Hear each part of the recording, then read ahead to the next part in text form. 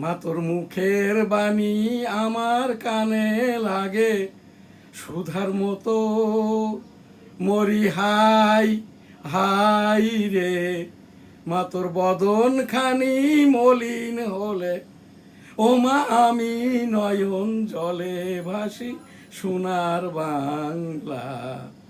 আমি তোমায় ভালোবাসি আমার সোনার বাংলা।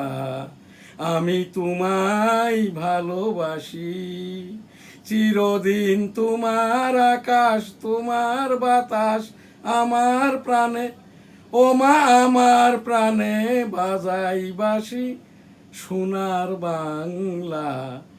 আমি তোমায় ভালোবাসি। ও মা ফাগুনে তোর আমের বনে ঘ্রাণে পাগল করে, মরি হাই হাই রে, ও মা অঘ্রাণে তোর ভরা খেতে আমি কি দেখেছি মধুর হাসি সোনার বাংলা। আমি তোমায় ভালোবাসি। মা তোর মুখের বাণী আমার কানে লাগে সুধার মতো। মরি হাই হাই রে, মা তোর মুখের বাণী আমার কানে লাগে সুধার মতো। মরি হাই হাই রে, মা তোর বদন খানি মলিন হলে, ও মা আমি নয়ন জলে ভাসি সোনার বাংলা।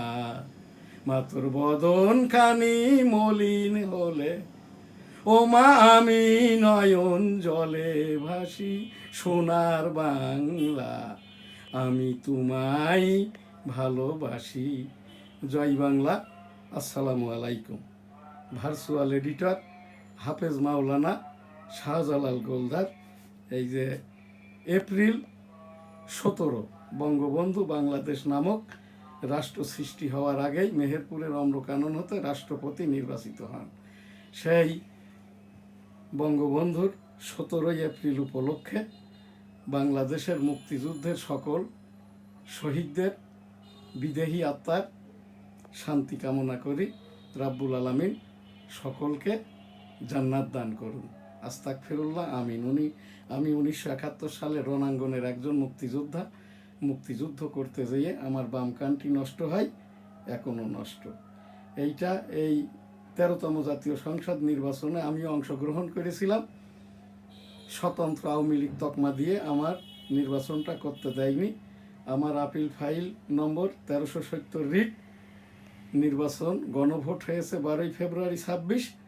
আমার নির্বাচনী আপিল আবেদনের শুনানি ছিল 22 মার্চ 2026। কেমন রসিকতা! এটা আমি কিছু মনে না করলেই 13তম জাতীয় সংসদের প্রথম অধিবেশনে মাননীয় স্পিকারকে, মাননীয় রাষ্ট্রপতিকে, মাননীয় সংসদকে, মাননীয় সংবিধানকে, এই যে জামাত ইসলাম, এনসিপি, জাতীয় সঙ্গীতকে, জাতীয় পতাকাকে অবমাননা করে। এই জন্যই আর কি আমাদের এই দেশের নূতন প্রজন্ম এবং এই দেশ বিদেশের যারাই মুক্তিযুদ্ধ সংক্রান্ত জানে না তাদের লক্ষ্যেই আর কি 28 এপ্রিল 2026 মাননীয় প্রধানমন্ত্রী তারেক রহমান সাহেবের সকল কথাই জাতীয় ভাষণ।